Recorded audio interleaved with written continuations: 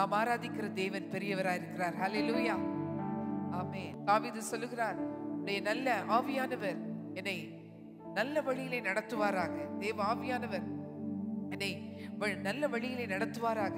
தேவனுடைய அபிஷேகம் பெற்றிருக்கும் பொழுது அபிஷேகம் பண்ணவருடைய ஒவ்வொருவருடைய வாழ்க்கையிலே தேவன் பெரிய காரியங்களை செய்வார். ஹல்லேலூயா, ஒரு விசேஷித்த அனுபவம். ஆகவே வேதத்துல சொல்லப்பட்டிருக்கிறது, அபிஷேகம் பண்ணினவனின் கொம்பை உயர்த்த பண்ணுவேன்னு சொல்றார். நம்முடைய பகைஞருக்கு முன்பதாக நம்முடைய கொம்பை தேவன் உயர்த்த பண்ணுவார். பகைஞருக்கு முன்பதாக இருக்கிற எல்லா அந்த பிரச்சனை கர்த்தர் விடுதலை கொடுக்கும் போது நம்முடைய வாய் தேவனை துதிக்கும். ஹல்லேலூயா, ஆமென். இந்த வருஷத்துல நாம் அப்படி துதிக்க போகிறோம். நம்முடைய சந்ததிகளை ஆசீர்வதிக்க போகிறார். நமக்கு பாதுகாப்பை கொடுக்க போகிறார். அபிஷேகத்தினால நிறைய ஆசீர்வாதங்கள் இருக்கிறது.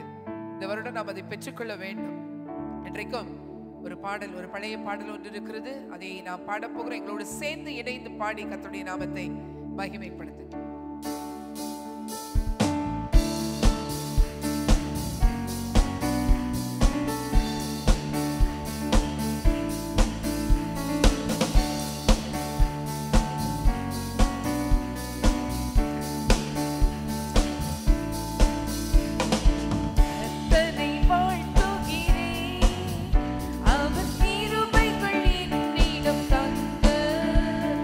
நன்மை நிறைந்த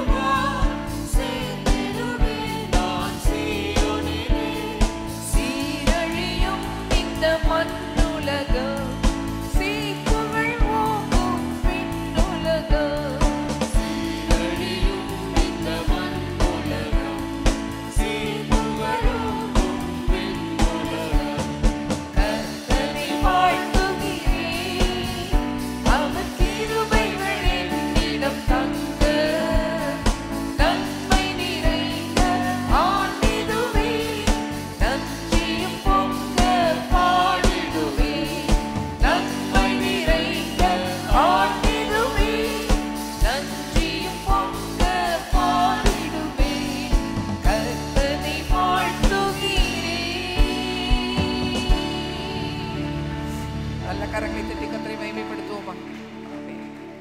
நம்முடைய தேவன் பெரிய தேவன். ஹல்லேலூயா.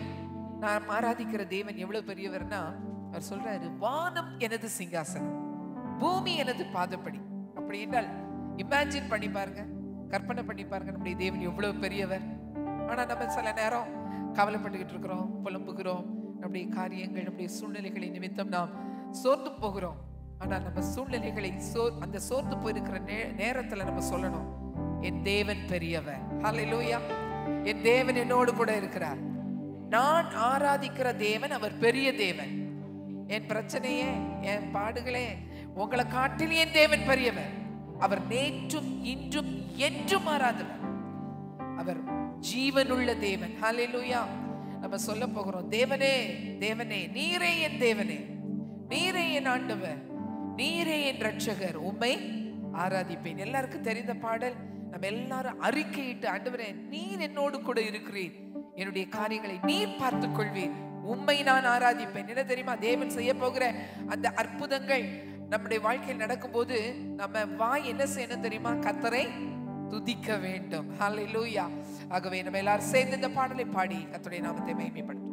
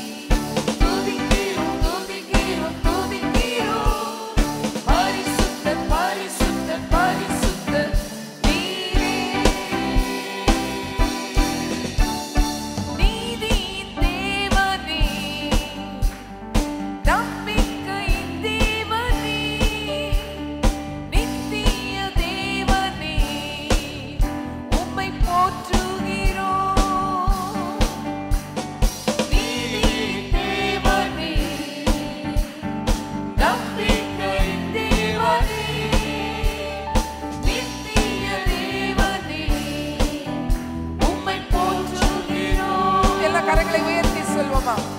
தேவனே தேவனே தேவனே துதிக்கிறோம் துதிக்கிறோம் துதிக்கிறோம் பரிசுத்தர் பரிசுத்தர் பரிசுத்தர் நீரே. தேவனே தேவனே தேவனே துதிக்கிறோம் துதிக்கிறோம் துதிக்கிறோம் பரிசுத்தர் பரிசுத்தர் பரிசுத்தர் நீரே. அற்புத தேவன் நீரே, அதிசய தேவன் நீரே, வல்லமை தேவன் நீரே, உம்மை துதிக்கிறோம். அற்புத தேவன் நீரே, Thank you, Lord. தேவன் நீரே, Amen. Hallelujah. வல்லமை தேவன். தேவன் நீரே, உம்மை துதிக்கிறோம். தேவனே தேவனே தேவனே துதிக்கிறோம் துதிக்கிறோம் துதிக்கிறோம் பரிசுத்தர் பரிசுத்தர் பரிசுத்தர் நீரே. தேவனே தேவனே தேவனே துதிக்கிறோம் துதிக்கிறோம் துதிக்கிறோம் பரிசுத்தர் பரிசுத்தர் பரிசுத்தர் நீரே. என் தேவனே சொல்லுவோம். நீரே என் தேவனே, நீரே என் ஆண்டவர், நீரே என் இரட்சகர், உம்மை ஆராதிப்பேன். நீரே என் தேவனே, நீரே என் ஆண்டவர்,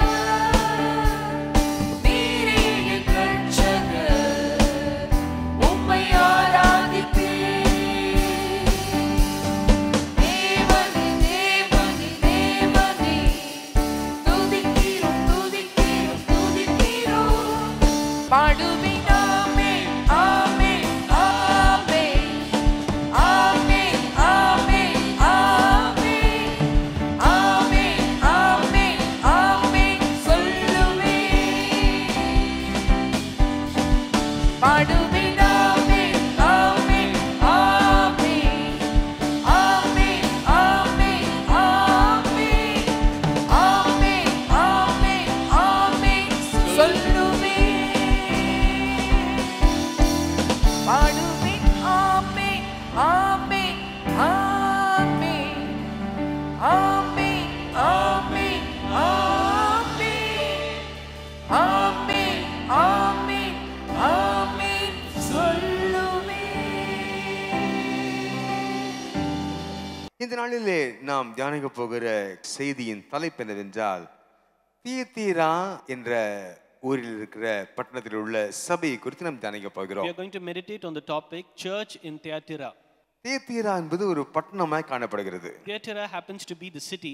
அந்த பட்டணத்தில் உள்ள சபைகளுக்கு தேவன் எழுகிற காரியங்களை நாம் தியானிக்க We are போகிறோம். going to meditate what are all the things that the Lord wrote for this church. வாசிக்கலாமா? வெளிப்படுத்தின விசேஷம் 2ஆம் அதிகாரம் 18-19 வசனங்களை வாசிக்கலாம். Let's turn to read book of Revelation chapter 2 from verses 18 to 19. To the angel of the church in Thyatira write, these are the words of the Son of God, whose eyes are like blazing fire and whose feet are like burnished bronze. I know your deeds, your love and your faith, your service and perseverance, and that you are now doing more than you did at first. தியத்தீரா சபையின் தூதனுக்கு நீ எழுத வேண்டியது என்னவெனில், அக்கினி ஜுவாலை போன்ற கண்களும் பிரகாசமான வெண்கலம் போன்ற பாதங்களும் உள்ள தேவகுமாரன் சொல்லுகிறதாவது, உன் கிரியைகளையும் உன் அன்பையும் உன் ஊழியத்தையும் உன் விசுவாசத்தையும் உன் பொறுமையையும் நீ முன்பு செய்த கிரியைகளிலும் பின்பு செய்த கிரியைகள் அதிகமாயிருக்கிறதையும் அறிந்திருக்கிறேன். இந்த இடத்துல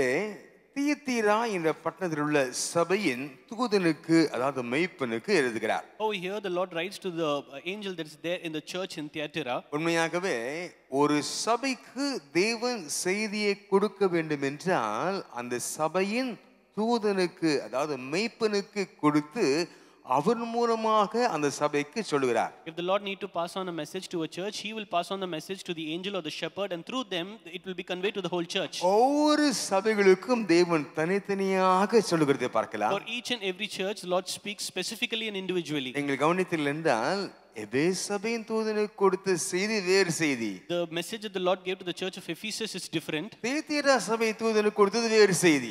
The message that is given to the angel of in Thyatira is different. எந்த சபைக்கு என்ன செய்தி சொல்ல வேண்டுமோ சென்று அடைய வேண்டுமோ அதை கற்றுக் கொடுக்கிறார். The Lord clearly gives the message that needs to be reached for the respective church. ஆகவே ஒரு சபைக்கு கொடுக்க வேண்டிய செய்தி கொடுக்க வேண்டிய செய்தி அது தூதனுக்கு சபை மேய்ப்பனுக்கு கொடுக்கப்படுகிறது. அதை அந்த மேய்ப்பன் கொடுக்கிறதை பார்க்கலாம். The message from the Lord is directly given to the angel or to the shepherd, and through them it is conveyed to the church. அதுதான் தேவனுடைய ஒழுங்காய் காணப்படுகிறது. That is the orderliness of the Lord. இந்த ஒரு சபை எப்படி காணப்பட வேண்டும் என்ற திட்டத்தை தேவன் வைத்திருக்கிறார் என்பதை நாம் இந்த சபைகளின் செய்தியிலிருந்து அழகாக அதை தியானிக்கலாம். Through the messages that the Lord gives to this church, we can clearly understand what the pattern of the Lord has kept in his mind. இந்த தியத்தீரா என்பது ஒரு சிறிய பட்டணமாய் காணப்பட்டது. Thyatira is a very small city. ஆனாலும் இது ஒரு பெரிய குறிப்பிடத்தக்க நகரமாய் காணப்பட்டது. But it is also a very important or a significant city in that place. ஒவ்வொரு பட்டணங்களும் ஒவ்வொரு சிட்டிஸும் ஒவ்வொரு காரியங்களுக்கு ஃபேமஸ் ஆக இருக்கும் அல்லவா? Each and every city is known for its own speciality. அது மாதிரி இந்த தியத்தீராவும் ஒரு காரியத்துக்கு விசேஷமான பட்டணமாய் காணப்பட்டது. Same way the city of Thyatira is also known for certain things. தியத்தீரா அந்த பட்டணம் அந்த ஜவுளி உற்பத்திக்கு பேர் போனதாம். It is well known for the trade guilds and particularly in textiles. அது மட்டுமல்லாமல் சாய உற்பத்தி அதாவது சாயம் போடுகிற தொழிலிலே ரொம்ப பிரசித்தி பெற்றதாம். And it is also well known for the production of dyes. பாருங்க அந்த வர்த்தகர்கள் எல்லாம் சேர்ந்து பல வர்த்தக சங்கங்களையும் அங்கு வைத்திருந்தார்களா? All the traders, they gathered together and they had trade unions and associations. பொதுவாக இதுமாக வர்த்தகம் நிறைந்த இடங்களிலே அதாவது வியாபாரம் நிறைந்த இடங்களிலே மக்களுடைய போக்குவரத்து அதிகமாய் காணப்படுகிற இடங்களிலே உண்மையாகவே அந்த இடங்களிலே பல மொழி மாற்றங்கள் பல கலாச்சார மாற்றங்கள் பல விதமாக பாவங்கள் நிறைந்து காணப்படும் என்று நாம் பார்க்கிறோம். When a place is well known for the trade, there will be a lot of people coming in and going out, so there will be a lot of exchanges in terms of culture and tradition. It will go through a lot of changes. உண்மையாகவே நம்முடைய சென்னை ஒரு வியாபார பட்டணமாய் காணப்படுகிறது. Truly speaking, Chennai is also a trading place. முக்கியமாக மீன் வர்த்தகம் அதிகமாக காணப்படும். இந்த நார்த் சென்னையில் பார்க்கும்போது நிறைய மீன் வர்த்தகம் காணப்படும். அதை வியாபாரம் செய்வதற்கு வாங்குவதற்கு அநேக பட்டணங்களில் இருந்து மக்கள் வருவார்கள். In North Chennai is also famous for trading all the fishes, and people will from all the places will come to get that. முக்கியமாக ஆந்திர மாநிலத்தில் வருவார்கள், விதமாக சுற்று தமிழ்நாடு போன்ற இடங்களிலிருந்து வருவார்கள். People from all the neighboring states, they used to come and trade with us. ஆகவே அவரெல்லாம் வந்து சேரும் பொழுது பாருங்க நம் சென்னையினுடைய தமிழே அது மாறி இருக்கும். When they all come together, the language of Chennai will go for a change. பாருங்க அநேகர் சொல்லுவாங்க சென்னை தமிழ் ஒன்று சொல்லுவாங்க தெரியுமா? Many people used to say there's a Chennai Tamil. அந்த கலாச்சாரத்து நிமித்தமாக வியாபாரத்து நிமித்தமாக வருகிறவர்கள் அவர்கள் பேச தொடங்கி அவர்கள் பேசுகிற அந்த பாஷை இங்கு ஒட்டிக்கொண்டது. People who came for trading over here, we got to speak their language and it all got mingled. அது கடைசியில சென்னை பாஷையா ஆயிருச்சு. Finally it ended up like a Chennai Tamil. அதுபோல இந்த தியத்தீரா என்ற பட்டணத்தை பாருங்க இந்த எல்லாம் குழுமினபடினாலே அதிலே பல மாற்றங்கள் விரும்பத்தக்க மாற்றங்களும் விரும்பத்தகாத மாற்றங்களும் காணப்பட்டதாம். Since all the people came here to trade in this city of Thyatira, there are a lot of good things and bad things that took place. ஆகவே அப்படிப்பட்ட சபையை கர்த்தர் பலப்படுத்துவதற்கு ஸ்திரப்படுத்துவதற்கு கர்த்தர் ஒரு மிக நீண்ட செய்தி கொடுக்கிறார். The Lord gives a long message in order to establish and make the particular church so firm. மற்ற 6 சபைகளுக்கும் கொடுத்த செய்திகள் கொஞ்சம் சின்ன சின்னதா இருந்து முடிஞ்சிருச்சு. From the rest of the 6 churches, whatever the Lord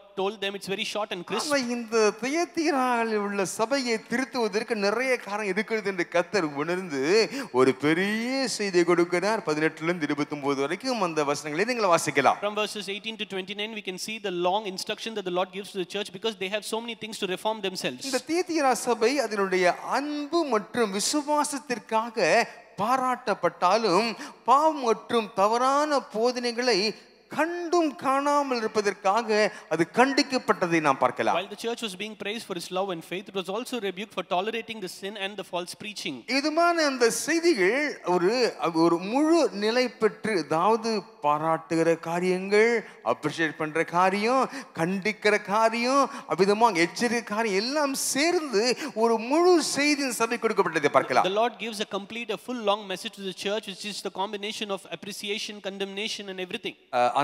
அந்த செய்தியை நான் சுருக்கி இன்றைக்கு நான் சொல்ல விரும்புகிறேன். I would like to put everything in a brief manner. I'd like to share it with you. முதலாவதாக என்ன தேவன் சொல்ல விரும்புகிறார்? Firstly, what does the Lord expects to tell them? வாசியுங்கள் வெளிப்படுத்தின விசேஷம் 2ஆம் அதிகாரம் 18ஆம் வசனத்தை வாசியுங்கள். Let's turn to read Revelation chapter 2 verse 18. To the angel of the church in Thyatira write, these are the words of the Son of God, whose eyes are like blazing fire and whose feet are like the burnished bronze.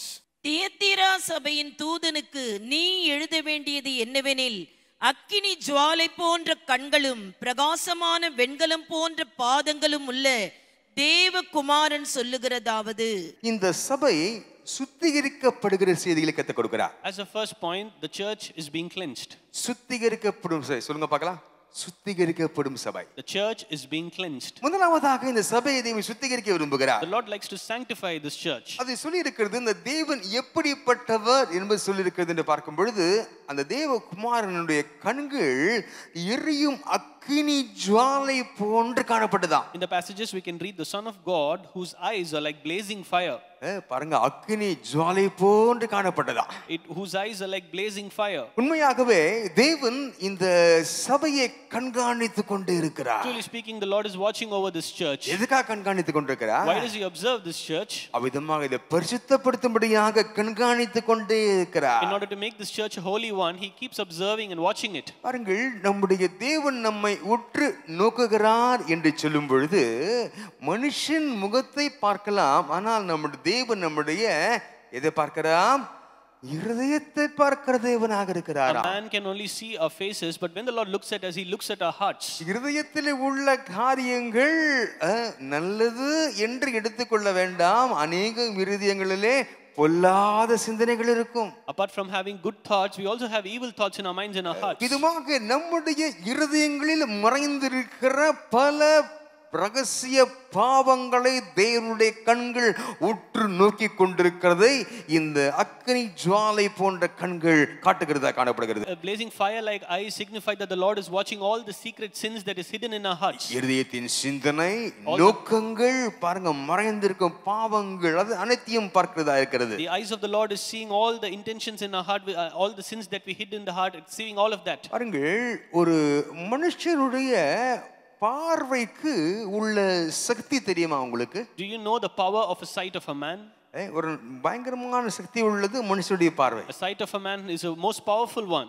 பாருங்கள், சில தேவையற்ற விலங்குகள் நம்முடைய அறையிலே பிரவேசிக்கும் பொழுது அதை உங்களால் தாக்க கூடாத நிலை காணப்படும் பொழுது அது எப்படி அறையிலிருந்து துரத்துவது? உதாரணமாக சில பாம்புகள் எல்லாம் வந்து விடும் பொழுது, சில சிறிய பாம்புன்னா பிரச்சனை இல்லை, பெரிய பாம்புகள் வந்து விடும் பொழுது சொல்லுகிறார்கள், அதை நாம் உற்று பார்க்க வேண்டும் என்று சொல்கிறார்கள். Imagine if a snake is entering into a place, the people are saying you need to stare at that reptile. அப்படி பார்க்கும் பொழுது அந்த பார்வையினுடைய அழுத்தத்தை தாங்க முடியாமல் தலை கீழே போட்டு அதை வெளியே போடுன்றாங்க. Since the reptile could not understand our sight, it will immediately go back, they are saying. அவ்விதமாக மனுஷனுடைய பார்வை ஒரு தாக்கத்தை உண்டு பண்ணுகிற பார்வையாக காணப்படுகிறது. Truly speaking, the sight of a man creates a great impact. ஒரு முறை ஒரு தம்பதிகள் இடத்திலே வந்து பேசிக் கொண்டிருந்தார்கள். One time a couple came and they were conversing with me. அப்போ அந்த கணவர் என்னிடத்துல பேச தொடங்கினார். And the husband started to speak with me. பேச தொடங்கி ஏதோ ஒன்னு சொல்ல வந்தாரு. He wanted to convey something to me. டக்குன்னு ஆஃப் ஆயிட்டாரு. Abruptly he stopped. என்னடான்னு பார்த்தா அங்க இருந்து ஒரு லுக் விட்டாங்க வீட்ல. The reason being the wife is staring at the husband. அந்த லுக், அந்த பார்வையினுடைய அந்த தாக்கம், நான் அங்க தான் இருக்கேன், எனக்கு தெரியல. I was there but I could not understand. ஆனா போக வேண்டிய இடத்துக்கு செய்தி போயிருச்சு. But the news was passed on to the right person. ஏய், இத போயிட்டு சொல்றியே, பாஸ்டர் சொல்றியே இத, and you are telling all these things to the pastor. சொன்ன உடனே அப்படியே ஆஃப் ஆயிட்டு வேற நம்ம பேசி முழுப்புறாரு. So immediately when she looked at him, he changed the topic. ஒரு மனைவியின் பார்வை அவ்வளவு சக்தி உள்ளது. The stare of a wife is the most powerful one. பாருங்க, ஒரு மனுஷனுடைய பார்வையே அவ்வளவு வல்லமை உள்ளதுன்னா நம்முடைய தேவனுடைய அக்னி ஜுவாலை போன்ற கண்கள் எவ்வளவு வல்லமை உள்ளது என்று நாங்கள் யோசித்து பாருங்க. If a normal person has this kind of a powerful eyes, imagine the blazing fiery like the eyes, how much powerful it would be. மனுஷனுடைய நோக்கங்களை கொஞ்சம் யோசித்து பாருங்க. You need to look into the intentions of a man. மனிதனுடைய நோக்கங்களை நாம் புரிந்து கொள்ள முடியாது. You cannot understand the intentions of a man. ஒவ்வொரு உள்ளத்திலும் நிறைய நோக்கம் இருக்குது. In all our hearts we have many intentions. அதை நம் கண்களால் பார்த்தால் தெரியாது. From our very own eyes we cannot see it. எந்த நோக்கத்தோடு வர்றாங்க, நம்மை கவிழ்க்கும்படியாக திட்டமிட்டு வர்றாங்களா, நம்மால் யோசிக்க முடியாது. தேவனுடைய கண்கள் நம்மையும் நம்முடைய நோக்கத்தையும் கண்டு கொண்டிருக்கிறது. Our eyes cannot understand anything, but the eyes of the Lord will know the intentions and whatever running inside our hearts. மறைந்திருக்கும் பாவங்கள், ரகசிய பாவங்களை அவருடைய கண்கள் கண்டு கொண்டிருக்கிறது. The eyes of the Lord is seeing all the hidden and the secret sins that we have in our lives. அதை காண்பது நம்மை தண்டிப்பதற்கென்று அல்ல. The eyes is not seeing just to reprimand us. அதிலிருந்து சுத்திகரிக்கக்கூடிய பலனை அவர் கொடுக்கும்படியாக, மேற்கொள்ளக்கூடிய பலனை கொடுக்கும்படியாக நாம் பார்த்து கொண்டிருக்கிறார். The Lord is seeing us in order to give us the power to overcome things like this. அன்பானவர்களே, நம்முடைய ஜீவியம் அதற்கென அதே எதிர்பார்க்கிறபடியே ஒரு சுத்திகரிக்கப்பட்ட ஜீவியமாய் காணப்பட கர்த்தர் கிருபை செய்வாராக. Truly speaking, we have to live a life of sanctification. உண்மையாக தேவனுடைய அந்த அக்கினி ஜுவாலை நிறைந்த கண்கள் நம்மை சுத்திகரிக்க கர்த்தர் கிருபை செய்வாராக. Truly speaking, the blazing fiery like eyes of the Lord will sanctify and cleanse us. அடுத்ததாக பிரகாசமான வெண்கலம் போன்ற பாதங்கள் என்று பார்க்கிறோம். Whose feet are like the burnished bronze. அது ஒரு பலனை காட்டுகிறது. பாவங்களை, அந்த அசுத்தங்களை மேற்கொள்ளக்கூடிய கிருபை கர்த்தர் கொடுக்கிறதை காட்டுகிறது. It acts as a symbol of strength and purity. பரிசுத்தப்படுத்தி பாருங்க, நியாய தீர்ப்புக்கு அடையாளமாக அந்த பாதங்கள் காணப்படுவதை பார்க்கலாம். It purifies us and enables us to go into the judgment. ஆக தேவன் நம்மை உற்று நோக்குகிற அந்த காரியத்தை பார்க்கும் பொழுது நம்மை முற்றிலும் சுத்திகரித்து பாவத்தை மேற்கொள்ளும் அந்த வல்லமையும் பலனையும் அருள நம்ம எப்பொழுதும் கண்காணித்து கொண்டே தேவனுடைய கண்கள் இருக்கிறது என்று நாம் பார்க்கிறோம் அன்பானவர்களே. The eyes of the Lord is always watching over us to purify us completely and to give us the power to overcome the sins of this world. இப்படி நாம் தேவனுக்கு அர்ப்பணிக்க போகிறோம். Now we are going to surrender ourselves in the hands of the Lord. என் வாழ்க்கையை உண்மையாகவே என்னை சுத்திகரித்தருள்வீராக. Truly speaking, Lord, you cleanse and sanctify my life. ஆண்டவரே, ஒவ்வொரு நாளும் உம்முடைய கண்கள் என்னை கண்டு சுத்திகரிக்கட்டும் ஐயா என்று அர்ப்பணிக்க வேண்டும் என்பானவளே. Each and every day we need to submit into the hands of the Lord. Lord, you cleanse me. இந்த வேளையில் அர்ப்பணிக்கலாம். ஆண்டவரே, என்னை ஒருமுறை கூட சுத்திகரியும் ஆண்டவரே. Shall we all say, Father God, you cleanse me. நீங்க எதிர்பார்க்கிற சபையாக, விசுவாசியை நான் அந்த லெவலுக்கு வரும்படியாக என்னை சுத்திகரிப்பீராக. Lord, you cleanse me so that I become the believer or the church that you would expect. இரண்டாவதாக இந்த சபைக்கு தேவன் கொடுக்கிற செய்தி என்னவென்றால், Secondly, what is the news the Lord is giving to this church? வாசியுங்கள் வெளிப்படுத்தின விசேஷம் 2ஆம் அதிகாரம் 19ஆம் வசனம். Let's turn to read Revelation chapter 2 verse 19. I know your deeds, your love and faith, your service and perseverance, and that you are now doing more than you did at first. உன் கிரியைகளையும் உன் அன்பையும் உன் ஊழியத்தையும் உன் விசுவாசத்தையும் உன் பொறுமையையும் நீ முன்பு செய்த கிரியைகளிலும் பின்பு செய்த கிரியைகள் அதிகமாய் இருக்கிறதையும் அறிந்திருக்கிறேன். இந்த இடத்துல தேவன் சொல்கிற காரியம் என்னவென்றால், நீ முன்பு செய்த கிரியைகளிலும் பின்பு செய்த கிரியைகள் அதிகமாய் இருப்பதை அறிந்திருக்கிறேன்னு சொல்கிறார். The Lord says that you are now doing more than what you did at first. பாருங்க, நம்மை தேவன் எப்பொழுதும் பார்த்து கொண்டே இருக்கிறார். The Lord is watching over us all the time. நாம் படுகிற கஷ்டங்களையும் துன்பங்களையும் பார்த்து கொண்டே இருக்கிறார். The Lord knows our troubles and the things that we are going through in our lives. அதே வேளையிலே நாம் படுகிற பிரயாசங்களையும் கர்த்தர் பார்த்து கொண்டிருக்கிறார். And at the same time, the Lord knows our efforts and our expectation. அவருக்கென்று செய்கிற ஊழியத்தையும் பார்த்து கொண்டிருக்கிறார். The Lord is watching the ministry that we are doing for Him. அவருடைய ஊழியத்திற்கென்று எவ்வளவு பிரயாசப்படுகிறோம் என்பதையும் அவர் அறிந்திருக்கிறார். The Lord knows the kind of the labor we are taking to do the ministry. அதை பார்த்து விட்டு அமைதியாக போக மாட்டார். The Lord will not see it and He will not stay silent. இந்த சபை எப்படிப்பட்ட சபை தெரியுமா? What kind of a church this is? சுத்திகரிக்கப்பட்ட சபை மட்டுமல்ல, A church is not only being cleansed, தேவனால் மெச்சிக்கொள்ளப்பட்ட சபை. a church being appreciated by the Lord. வேறு பார்த்து சொல்ல வேண்டாம், பாராட்டப்பட்ட சபை. A church received the appreciations of the Lord. தேவன் கண்டிக்க வேண்டிய நேரத்திலே கண்டிப்பார். At the right time, the Lord will rebuke His church. அதே வேளையிலே பாராட்ட வேண்டிய காரியங்கள் இருந்தால் அவர் பாராட்டுவார். And at the same time, the Lord will also appreciate certain things. நம் மனுஷனாகிய நமக்கு தான் எப்பவும் இது சரியில்லை அது சரியில்லை சொல்லிக்கொண்டே இருப்போம். We human beings will only complain and find faults in many things. ஆனா வீட்ல சமையல் நல்லா இருந்துச்சுன்னா கொஞ்சம் மிச்சம் கொள்றதுக்கு தெரியாது அன்னைக்கு. If a cooking is done properly, people will not know how to appreciate it. எல்லாம் தட்ட போட்ட உடனே அப்படியே முழுங்கிட்டு போயிட்டே இருப்போம். Certain people will just eat the food and they'll go away. அது சாப்பிட்டு முடிச்ச உடனே கொஞ்சம் அவங்கள பார்த்து இது நல்லா இருக்குதுமா அல்லது நல்லா இருக்குதையா அப்படின்னு சொல்ல முடியாது. After you've eaten, you cannot tell or appreciate the other person for cooking it for you. இந்த கொஞ்சம் பாராட்டவும் மறந்திருக்க வேண்டும். We need to know how to appreciate others. முதலாவது நல்ல காரியங்களுக்காக மெச்சிக்கொள்கிறார். Firstly, the Lord appreciates them for the good works. பாருங்க அந்த தீத்திரா சபையினுடைய செயல்கள் கிரியைகள் The deeds of this church, அந்த கிரியைகளை அவர் மெச்சிக்கொள்கிறார். the Lord appreciates their deeds. அதனுடைய அன்பு, அதனுடைய விசுவாசம், அதனுடைய ஊழியம் மற்றும் அந்த துன்பத்தின் மத்தியிலும் எதிர்ப்பின் மத்தியிலும் போராடுகிற குணம் அதை மெச்சிக்கொள்கிறதை பார்க்கலாம். Over here we can see the Lord appreciates the love, the faith and their service and their perseverance amidst of all the struggles they are going through. இந்த வசனத்தை பார்க்கும் பொழுது இதில் இவ்வளவு வார்த்தைகள் உன்னுடைய கிரியைகள் அதிகமாக இருக்கிறதையும் அறிந்திருக்கிறேன் என்று சொல்கிறார். உண்மையாகவே தேவனுக்காக நாம் படுகிற பிரயாசங்கள் எல்லாவற்றையும் கர்த்தர் அறிந்திருக்கிறார் என்று சந்தோஷப்படுறாங்க. மட்டும் ஒரு ஆமென் சொல்லுங்க பார்க்கலாம் இந்த வேளையிலே. Truly speaking, the Lord is seeing and acknowledging all the efforts that we are taking for him. கர்த்தருக்காக நாம் என்ன செய்கிறோம் என்பதை அறிந்திருக்கிறார். The Lord knows what are all the things that we are doing for him. அவருக்கு கொடுக்கிறதையும் அறிந்திருக்கிறார். The Lord knows what are all the things that we give to him. கொடுக்காததையும் அறிந்திருக்கிறார். The Lord knows what are all the things that we didn't give to the அவருக்காக Lord. ஊழியம் செய்கிறதையும் அறிந்திருக்கிறார், செய்யாமல் இருக்கிறதையும் அறிந்திருக்கிறார். The Lord knows the ministry that we are doing and the ministry that we are not doing. தேவன் அனைத்தையும் அறிந்திருக்கிறார் என்று The பார்க்கிறோம். Lord knows everything. தீத்திராவில் உள்ள இந்த சபை நற்கிரியைகள் மற்றும் ஆவிக்குரிய நிலையிலே வளர்ச்சி அடைந்த சபையா காணப்படுகிறது. The church in Thyatira was marked by the good works and the spiritual growth. பாருங்க இவர்களுடைய இந்த நற்கிரியைகளிலே இவர்கள் தேவனோடு நடப்பதிலேயும் ஒரு தேறினவர்களாய் காணப்பட்டார்களா. They are also spiritually grown in their experience of walking with the Lord. நற்கிரியைகள் தேவனோடு நடக்கிற அந்த ஆவிக்குரிய அனுபவம் உன்னத அனுபவம் அதிலே தேறினவர்களாய் காணப்பட்டார்களா. Their deeds were increasing, showing the progress in walking with the Lord. நீங்கள் என்னுடைய செய்தியை தொடர்ந்து கேட்பீர்கள் என்றால் நாம் எபேசு சபை குறித்து தியானிக்கும் பொழுது அந்த சபை கர்த்தர் பேசும் பொழுது ஒன்றை சொன்னதை நான் ஞாபகப்படுத்த விரும்புகிறேன். When we were meditating on this topic, we meditated on certain things of what the Lord told to the church of Ephesus. அந்த சபையை பார்த்து தேவன் ஒரு குறை உண்டு என்று சொன்னார் தெரியுமா? The Lord said, I have a fault concerning this church. என்ன குறை சொல்லுங்க பார்க்கலாம். What fault is that? சொல்லுங்க. ஆதியில் கொண்டிருந்த அன்பை விட்டாய். You have lost your first love, said the Lord. முன்னலாம் என்ன அன்பா இருப்ப. Initially you used to be very loving towards me. நான் உனக்கு உயிர். I'm like your life for you. You love me so much. ஆனா இப்போ இல்லையே.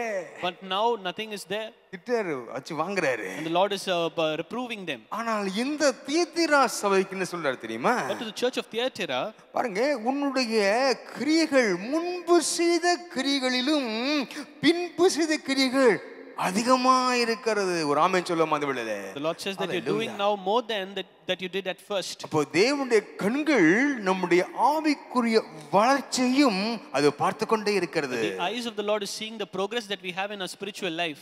முன்பு ரட்சிக்கப்பட்ட புதிதிலே எவ்வளவு சீக்கிரம் டென்ஷன் ஆகி கோவப்படுவோம். ஆனா இப்போ பாத்தீங்கன்னா என்ன மாறிட்டாரு, எங்களுக்கு கோவமே வரதில்லைங்க அப்படின்னு சொல்ற அளவுக்கு மாறணும். Initially when we are saved we had many good behaviors, but now it's all changed. நற்கிரியைகளிலே அதிகரிக்க வேண்டும். We need to increase doing good deeds. ஊழியம் செய்வதிலே நம்முடைய ஜீவியம் அதிகமாய் காணப்பட வேண்டும். ஒரு ஆமென் சொல்லுங்க இந்த வேளையிலே. We need to increase doing ministry in our life. எத்தனை பேர் ஆமென் சொன்னீங்க? Amen. அது குறைவு தான் வரும். காரணம் ஊழியத்திலே நாம் பெருக வேண்டும் என்று தேவன் விரும்புகிறார். The Lord expects all of us to increase doing our ministry. அதற்குரிய வாய்ப்புகளை சபையிலே ஏற்படுத்தி கொடுக்கிறோம். We have been creating opportunities in this church for everyone to do that. பாருங்க தேவன் அவிதமாக ஊழியத்திலே வளரும்படியாக விரும்புகிறார். The Lord expects us to grow in ministry. நம்ம பார்த்து சொல்ல முடியுமா? அம்மா போன வருஷம் இருந்ததை பார்க்கிறோம், இந்த வருஷம் வளர்ந்திருக்க உங்களை பார்த்து சொல்ல முடியுமா? Can the Lord testify concerning us, telling that you have spiritually grown when compared to last year? அப்படிப்பட்ட மெச்சிக்கொள்கிற ஒரு விசுவாசிகளாய் நீங்கள் நானும் மாற கர்த்தர் கிருபை செய்வார். You and I needs to change like a believer who is appreciated by the Lord. இந்த தியத்திரா மக்கள் போல நானும் மாற கிருபை செய்வீராக. Lord, give me grace that I need to change like the people of Thyatira. வாசிங்க வெளிப்படுத்தல் 2ஆம் அதிகாரம் 20ஆம் வசனம் வாசிங்க. Let's turn to read Revelation chapter 2 verse 20. Nevertheless, I have a few things against you, because you allow that women Jezebel, who calls herself a prophetess, to teach and seduce my servants to commit sexual immorality and eat things sacrificed to the idols. ஆகிலும் உன் பேரில் எனக்கு குறைவுண்டு, என்னவெனில் தன்னை தீர்க்கதரிசி என்று சொல்லுகிற ஏசபேல் என்னும் ஸ்திரியானவள் என்னுடைய ஊழியக்காரர் வேசிதனம் பண்ணவும் விக்கிரகங்களுக்கு படைத்தவைகளை புசிக்கவும் அவர்களுக்கு போதித்து அவர்களை வஞ்சிக்கும்படி நீ அவளுக்கு இடம் கொடுக்கிறாய். இந்த சபையை தேவன் பாராட்டுவது மெச்சிக்கொள்வது மட்டுமல்ல, Apart from appreciating this church, அவர் கடிந்து கொள்கிறார். the Lord also rebukes this church. கடிந்து கொள்ளப்பட்ட சபை. The rebuked church. பாருங்க, உண்மையாகவே கண்டிக்க வேண்டிய இடத்திலே கண்டிக்கிறார். Truly speaking, the Lord is rebuking at the right time. விசுவாசத்தின் வளர்ச்சியை பாராட்டுகிறார். The Lord appreciates the spiritual growth. ஆனா ஒரு குறை இருக்குது. But the Lord says, I have this thing against you.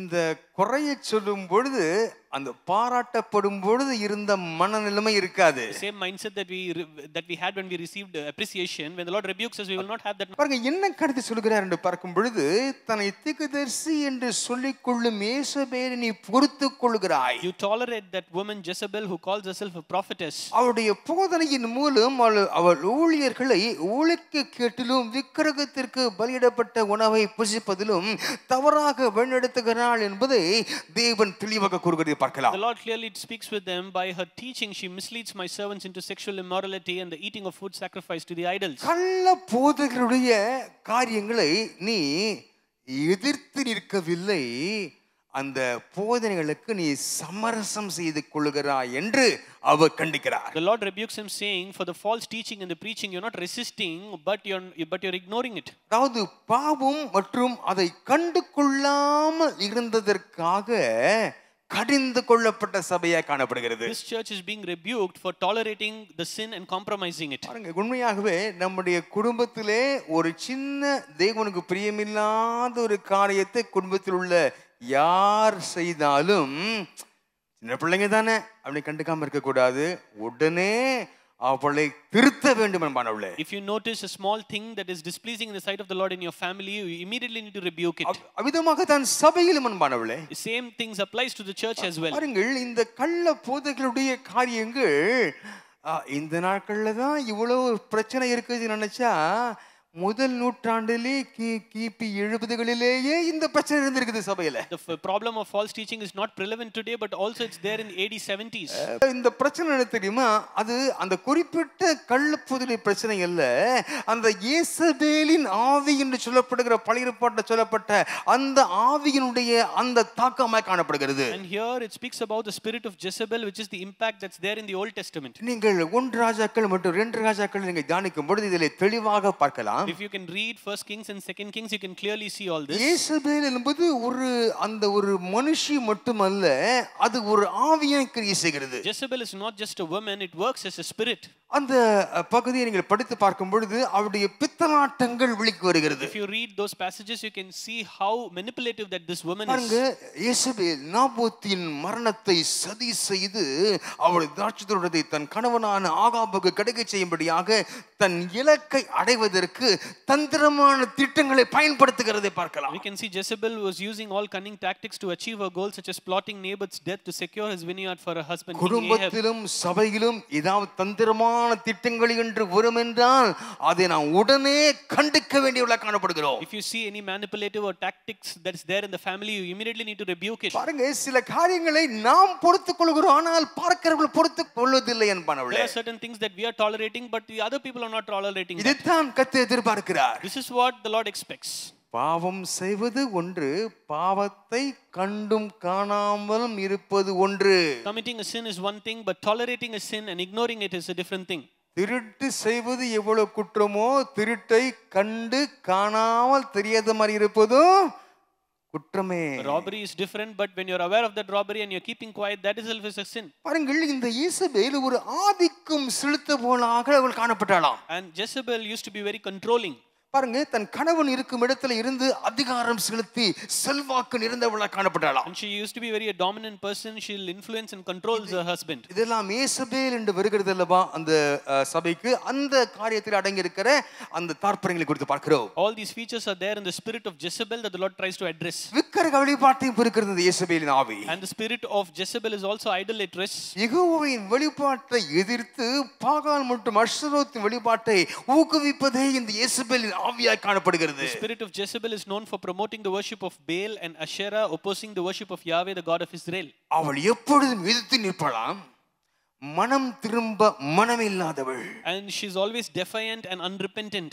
எலியா போன்ற தீர்க்கதரிசிகள் அவர்களை எதிர்த்த பொழுது பாருங்க, அது அவர்களை இயேசுவை எதிர்த்து தன் செயல்களுக்கு கிரிகளுக்கு அது மன வருத்தம் அடைந்து மனம் திரும்பாமல் எதிர்த்து நின்றவளாக காணப்படுகிறாள். When she was confronted like prophets like Elijah, she did not show any pain or remorse. ஒருவேளை அந்த எதிர்த்து நிற்கிற சுபாவம் நமக்கு இருக்கிறதா? Do we have the behavior where we resist and stand against certain கவனம், things? இயேசுபேலுடைய அந்த குணாதிசயம் என்று பார்க்கிறோம். Which means that this is the feature or the attribute of Jezebel. பாருங்கள், அவருடைய குணத்தை பார்க்கும் பொழுது ஒரு தீவிரவாத குணம், This is an aggressive behavior, ஒரு இரக்கமற்றவளாக a காணப்படுகிறாள். ruthless behavior. யாருக்கும் தயவே காட்டாமல் தன்னை எதிர்க்கிற அனைவரையும் அகற்றும்படியாக தயாராக இருந்தவளாக காணப்படுகிறாள். She will not show compassion towards others, and she'll try to eliminate whoever tries to come against her. அவ்விதமான குணங்கள் நம்மிலே தலை தூக்கும் என்றால் அதை கண்டும் காணாமல் இருப்பது மிகவும் தவறன்பானவளே. If we have these kind of attributes in our life and we are ignoring it, then it's a wrong thing.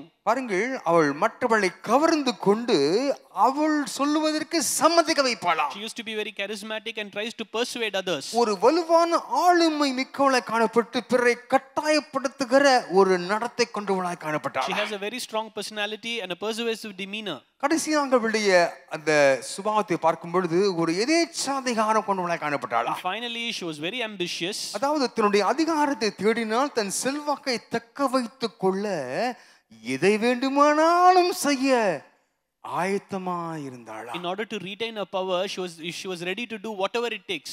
நினைத்த அந்த இலக்கை அடைய வேண்டும் என்றால் எதை வேண்டுமானாலும் செய்ய கர்த்தர் அனுமதிக்கவில்லை. The Lord will not allow us to do whatever it takes to reach a goal. தேவனுக்கு பயந்த வாழ்க்கையை வாழ்ந்து அவரை பிரியப்படுத்தி வாழ்ந்து நம்முடைய இலக்கை அடைய தேவன் விரும்புகிறார். You need to live a God-fearing life. Only then you can reach the goal. சிலர் சொல்லுகிறார்கள், Certain people are saying, எப்படி இருந்தாலும் இலக்கு அடைஞ்சுதா போதும். somehow you need to reach that goal. இல்லை, அதற்கென்று தேவன் சில வழி முறைகளை வைத்திருக்கிறார். The Lord has kept certain approaches as to how we need to reach a goal. தேவன் எதிர்பார்க்கிற வழியில் நாம் நடக்கும்படியாக வைத்திருக்கிறார். The Lord has kept certain paths that we need to tread upon to reach that goal. எப்படி வேண்டுமானாலும் நடக்கும்படியாக கர்த்தர் நம்மை அனுமதிக்கவில்லை. The Lord is not allowing us to do whatever it takes to reach the goal. நம்மை கண்டித்து உணர்த்துகிறார். The Lord reprimands us. நம்முடைய கிரிகளை அறிந்திருக்கிறார். The Lord knows our good deeds. அதை கேட்டு பண்ணை கட்டிடுவாராக.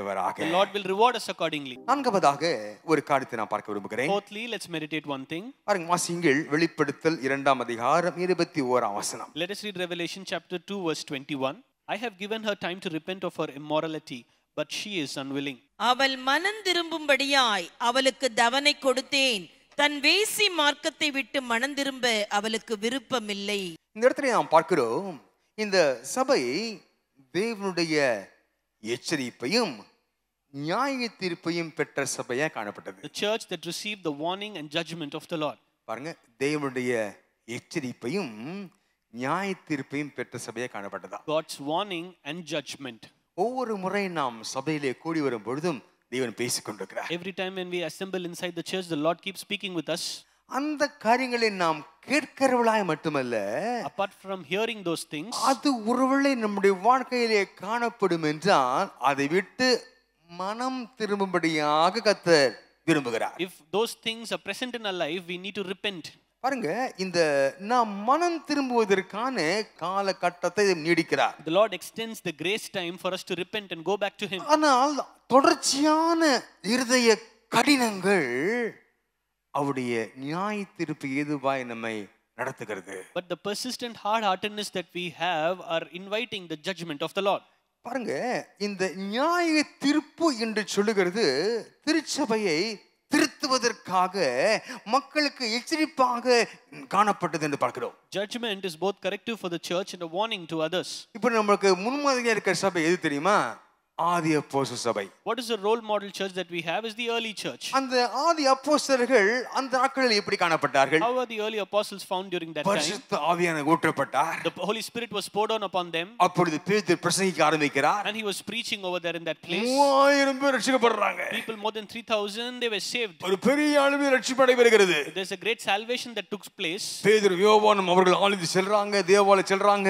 அப்பொழுது அங்கு முடவனாய் இருந்த சப்பானி அவன் நபிதமாக குணமடைந்து குதி துள்ளி எழும்புகிறான். Peter and John they went to church and they saw the lame man and he is leaping and he is walking. அற்புதங்கள் அடையாளங்கள் நடக்கிறதை நாம் பார்க்கிறோம். We can see all the miracles and wonders that is taking place. ஆனா இந்த அற்புத அடையாளங்கள் இந்த ரட்சிப்பின் காரியங்கள் அது தொடர்ந்து நடந்தது என்றாலும் அதுக்கு முன்பதாக ஒரு காரியம் சம்பவித்ததை பார்க்கலாம். When all these miracles and wonders are taking place, there is also one thing that happened before this. பாருங்க, அனனியா சப்பிராள் என்ற ஒரு காரியமும் அப்போஸ்தலர் 5ஆம் அதிகாரத்திலே அது ஒரு கதையை பார்க்கலாம். In Acts chapter 5 we can see about Ananias and Sapphira. பாருங்க, அந்த அதுக்கு முன்பு பெரிய அற்புதங்கள் எல்லாம் சப்பானி அடக்குறான், ஆவியின் அபிஷேகம் எல்லாம் பிரவகிக்கிறது, அற்புத அடையாளங்கள் உண்டு. And before that we have miracles, wonders and many people are healed. Everything is there before that. அதுல ஒன்னு இன்சர்ட் பண்றாருன்னு தெரியுமா? But the Lord is inserting one thing. சபைக்கு எச்சரிப்பாய் இருக்கும்படியாக ஒரு நியாய தீர்ப்பு. The Lord is giving a judgment so that the church has become vigilant. அந்த நியாய தீர்ப்பை பார்த்தவர்கள், அதை கண்டவர்கள் பாருங்க மிகுந்த பயமடைந்து இன்னும் அதிகமாக தேவனுக்குள்ளே பக்தியாக இருப்பதை விரும்புகிறார் அவர். People who saw the judgment they greatly feared and they showed their reverence to the Lord more. இந்த பகுதியை நாம் வாசிப்போம் என்ற அப்போஸ்தலர் 5:11 பார்க்கும் பொழுது சபையார் எல்லாருக்கும் இவளை கேள்விப்பட்ட யாவருக்கும் மிகுந்த பயம் உண்டாயிற்று. And verse 11 we read, and great fear came upon the whole church and upon all who heard of these things. இவ்விதமான நியாய தீர்ப்பு நடக்கும் பொழுது ஏன் தேவன் செய்கிறார் என்று கேள்வி கேட்க வேண்டாம். ஆண்டவரே என்னை பாதுகாத்துக் கொள்ளும் ஐயா என்று நாம் ஜெபிக்க வேண்டும். When there is a judgment from the Lord, we should not question the Lord. We need to ask the Lord to protect us. பாருங்க, தேவன் அவருடைய பொறுமை மிகப்பெரியது. The patience of the Lord is great. அவருடைய பொறுமை நீண்ட பொறுமை. It is an infinite patience. ஆனாலும் மனம் திரும்பாத பாவங்கள் நியாய தீர்ப்புக்கு நேராக வழி நடத்தும் அன்பானவர்களே. But all the unrepentant sins will only lead us into judgment.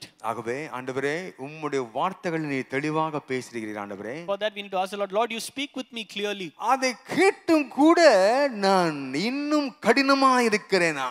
Lord, I'm hearing all your words but still I'm being hardened. இப்படித்தான் பேசிக்கொண்டே இருப்பார் என்று தேவன் சொல்லிக்கொண்டே இருப்பார் என்று நாம் செய்து கொண்டே இருக்கலாம் என்ற நிலை அல்ல. Although we hear repeated things from the Lord, we are trying to ignore and we are doing the same things over and over again. உடனே மனம் திரும்ப அர்ப்பணித்து நம்மை தேவனுடைய பாதத்திலே சரணாகதி அடையும்படியாகத்தான் இவ்விதமான எச்சரிப்புகள் கொடுக்கப்படுகிறதை பார்க்கலாம். The Lord is giving all these warnings in order to rectify and correct us the moment we hear all those warning words from the Lord. உண்மையாகவே தேவன் பொறுமையுள்ளவர்தான். Truly speaking, the Lord is a patient one. நம்முடைய கடின தன்மைகள், இருதய கடினம் சில நியாய தீர்ப்புக்கு எதுவாக நடத்தும் என்று புதிய ஏற்பாட்டிலும் பார்க்கிறோம். Even in the New Testament we read all the unrepentant sin will lead us into judgment of the Lord. கிருபையின் காலத்திலும் இதை வாசிக்கிறோம். We are there in the days of grace and we read that too. ஆகவே நாம் மிகுந்த எச்சரிப்போடு நம்மை அர்ப்பணிக்கும்படியாக தேவனுடைய வார்த்தைகள் வருமென்றால் நம்ம அர்ப்பணிக்க நாம் ஆயத்தமாக காணப்பட கர்த்தர் கிருபை செய்வார். Therefore we need to be very vigilant, cautious when we receive the warning words of the Lord. கடைசியாக ஒன்றை தியானிக்க விரும்புகிறேன். Finally, let's meditate one thing. வாசிங்கள் வெளிப்படுத்தல் 2ஆம் அதிகாரம் 25-26 வாசிக்கலாமா? Let us read Revelation chapter 2 from verses 25 to 26. But hold fast what you have till I come, and he who overcomes and keeps my works until the end, to him I will give power over the nations. உங்களுக்குள்ளதை நான் வருமளவும் பற்றிக் கொண்டிருங்கள். ஜெயங்கொண்டு முடிவு பரியந்தம் என் கிரியைகளை கைக்கொள்ளுகிறவன் எவனோ அவனுக்கு நான் என் பிதாவினிடத்தில் அதிகாரம் பெற்றது போல ஜாதிகள் மேல் அதிகாரம் கொடுப்பேன். உங்களுக்குள்ளதை நான் வருமளவும் பற்றிக் கொண்டிருங்கள். But hold fast what you have till I come. நம் கையிலே கர்த்தர் நிறைய பொறுப்புகளை கொடுத்திருக்கிறார். The Lord has given us a lot of responsibilities in our hands. அந்த கொடுக்கப்பட்ட பொறுப்புகள் கையிலிருந்து பறித்துக் கொள்ள பிசாசு முயற்சி செய்வான். That Satan will try to take the things away from your hands. கையில ஒரு பொருள் வச்சிருக்காரு. So I have a thing in my hand. அதை பறித்துக் கொள்ள முயற்சி செய்வான். And Satan will try to pluck it away from you. ஆனால் தேவன் பார்த்து கொண்டிருக்கிறார். But the Lord is seeing it. உங்களுக்குள்ளதை நான் ஒரு மட்டும் பற்றிக் கொண்டிருங்கள். But hold fast what you have till I come.